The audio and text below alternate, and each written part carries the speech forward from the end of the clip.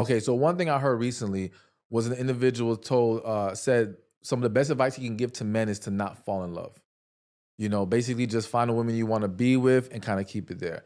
The reason why I view that as horrible advice is because you sit down with any man who's lived enough life, they will all be able to say there's been at least one time they fell deeply for a woman. All right. The problem isn't falling deeply for a woman. The problem is we don't know how to handle it once we get there.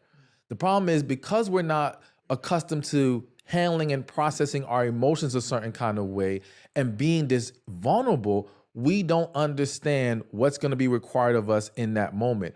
We also kind of lose sight of, because I'm a big believer in masculine and feminine energy, and I believe that if she was attracted to you because of that masculine energy that you give off, and now you become this emotional wreck because you don't know how to handle all these feelings you have for her, well, you start to become less attractive to her.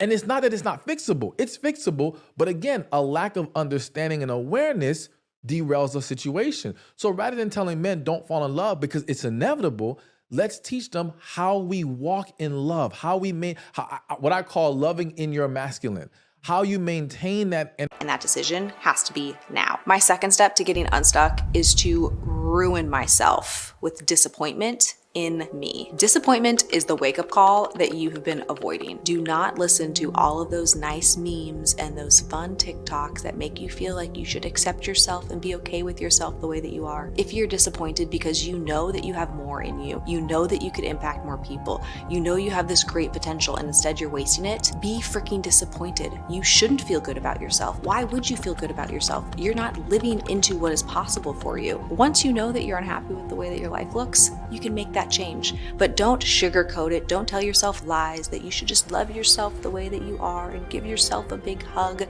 Don't listen to that bullshit.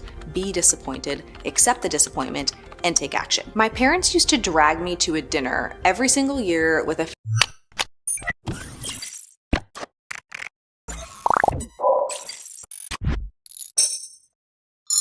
Okay, please keep going. What I found interesting now, looking back, is the number of people, even those who didn't really know me, felt like they should share their opinion about our long distance relationship. She's Vietnamese, so I guess it's normal because when we were doing long distance, many of my family and friends was having opinion about our relationship, but none of his family and friend ever say one thing negative. Did they say anything negative at all? I was actually like a little bit worried that they might, like, not so much about the long distance relationship, but more like, ooh, watch out, ooh, does she really love you? Blah. But actually, like, it was not a single person who said something like that. I guess they were just happy you were 28, honey. They just want you to have a girlfriend at this point. At this point, they were like, I don't care about the...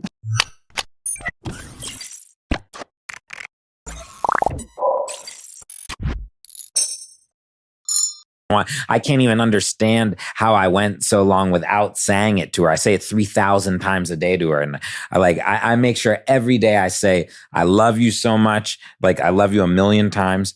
And then I always tell her how beautiful she is and how lucky I am to have her every day. You know, and it's so annoyingly cute. And I always want to do that because I want her to know that every day I don't take anything for granted.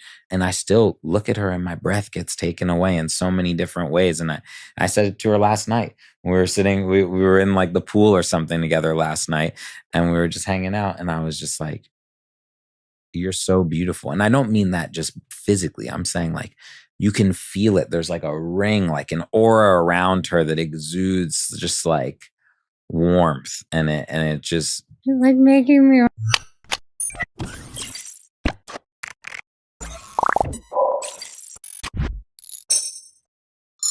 And I just started getting a little frustrated because I was like, this seems far, right? And I'm who's just in the car? talking, just me and my security. And he's laughing because he's just like, oh, it's just, I don't know. It's a new space. I was like, okay.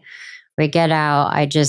I walk in and all of a sudden I see no one's in the room. And I just look at my assistant and she just shuts the door. And I was like, and I like kind of walked on to, the area that he had set up. And, I think you envision all the things that you would do and say when someone asks you, but it is actually the craziest feeling. It was really special. He said the sweetest things, but I also was so shocked that it just felt unreal for a long time. And I don't know, I've always dreamt of that moment, and he couldn't have made it more perfect. And yeah, it was one of the best days of my life for sure. I wasn't nervous until 1 second before. Tell I was us. so not nervous.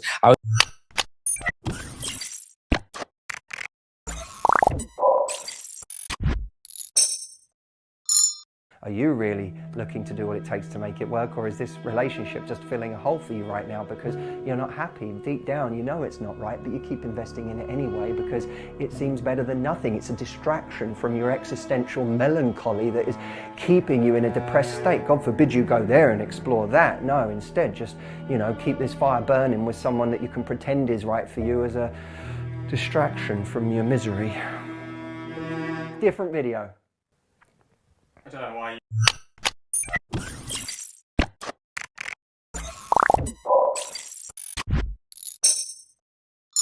Okay, the first question is, what's the first thing you noticed about each other? I mean, I think we answered that pretty much. Or fake photos. His assholeness that I realized. Okay, that's the first thing I noticed. But of course, later on, Joseph already said my heart of gold was what attracted him, right? For Joseph was his humor. For Joseph was his humor. I think his humor has been quite consistent throughout the years. I've never dated a funny guy, to be very honest. I think all the guys I used to date are, in retrospect, quite boring. They hardly make me laugh. They were just either, I don't know, boring. Make you cry or cheat on you. Wow, we go there already. But yeah, humor was a big thing for me ever since I met Joseph. I think it's very important to have someone who can make you laugh every day. Yeah. So little things in life, right? Okay, second question.